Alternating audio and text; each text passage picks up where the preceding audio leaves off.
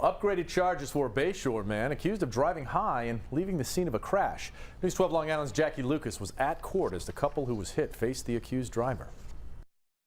My whole life changed. Yeah, it's frustrating. It's the press. I see headlights. I flip out. It's been a long road to recovery for Rose Pesci after she and her husband were hit on their motorcycle by a driver allegedly high on drugs. As News 12 reported, the accident happened back in July on the William Floyd Parkway in Shirley.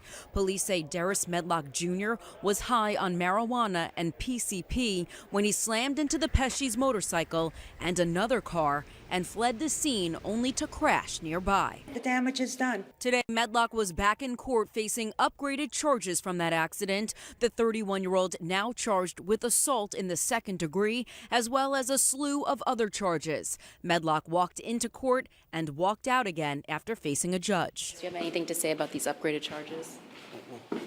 Are you sorry to Mr. and Mrs. Pesci? I felt anger. I felt bitter that at this point, he could go wherever he wanted. In court, prosecutors asked that Medlock's license be suspended, saying he should not be allowed to drive. Well, the judge granted that suspension. I objected to that suspension because he is gainfully employed. It's going to affect his life very, very negatively because this might affect how he can get to and from work. But what he did, I feel he should have lost his license back then, but this is the justice system, so now he did.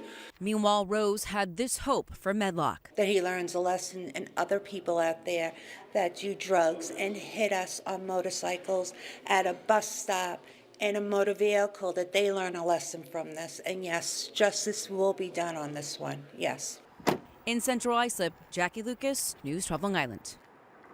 If convicted on the top charge, Medlock would face a maximum of 2 to 6 years in prison. He is due back in court February 5th.